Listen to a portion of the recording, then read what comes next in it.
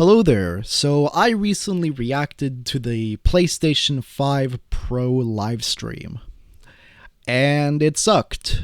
It sucked pretty damn bad.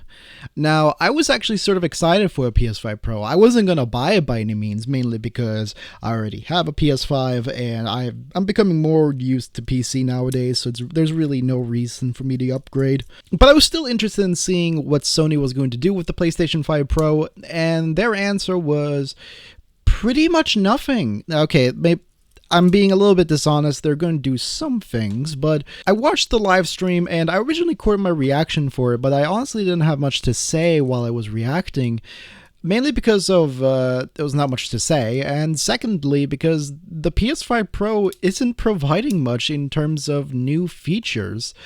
So the whole point of the PlayStation 5 Pro, as described in the live stream, is to provide a new way to experience games. So for those who don't know, on the PlayStation 5, there's usually two modes for each game. There is the fidelity mode for people who are obsessed with graphics, and performance mode for people who want to play on a higher frame rate. I said that in a really douchey way, I apologize, but basically you either prefer the frame rates or you prefer the graphics. And basically this whole entire live stream and the whole point of the PS5 is to, what if we can have both? And even though that was, in my opinion, the entire fucking point of the console, the original console, the PS5 Pro is advertising itself as having both quality and performance at the same time. The first upgrade here is a larger GPU, which honestly doesn't mean that much. It honestly just means that you're going to, have more graphics and be able to play 60 frames per second at the same time. It's not that much of an upgrade from what I've seen. Second is advanced ray tracing, which, my opinions on ray tracing aside, is kind of cool. I mean, I personally feel like ray tracing is just a huge fucking nothing burger that the entire industry has circle jerked around for some reason.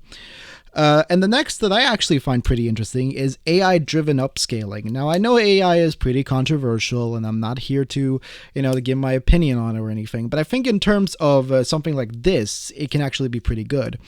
And the examples they showed, some of them were good, and some of them were a little bit questionable. For example, they showed in games like The Last of Us and Demon's Souls, where it looked actually pretty good, and they also showed Spider-Man 2, which also looked pretty good as well. But then we have games like Ratchet & Clank, where it looks a little weird. They specifically showed the crowds of people at the beginning of that game and compared it to the performance mode versus the AI-driven upscaling.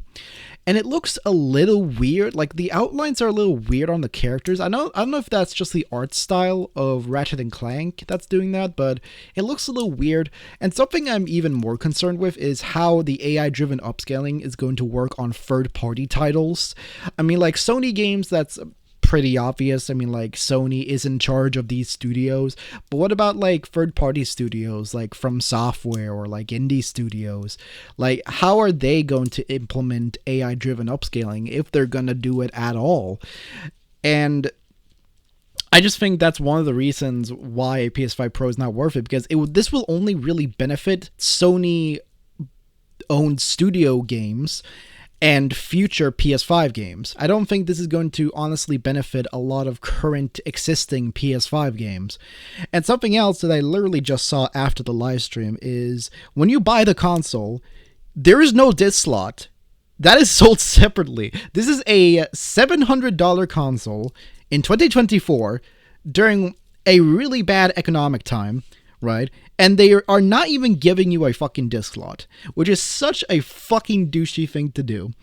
Not only that, they're not even giving you the vertical stand, something you need to properly heat your console.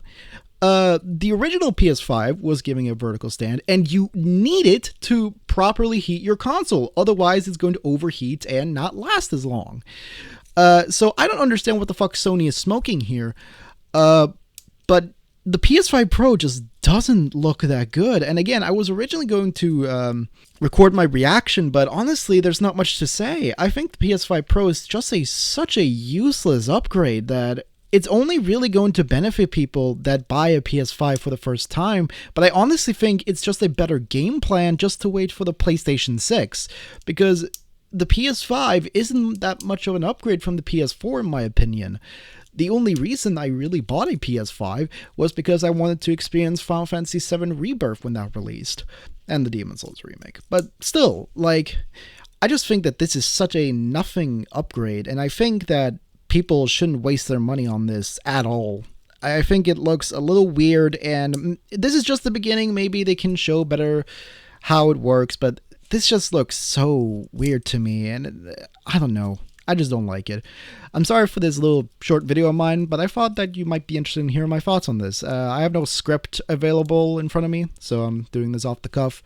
So anyways, that's it for this video. I think the PS5 Pro looks kind of weird, but if you want to buy it, then hey, you do you. I'm not your dad.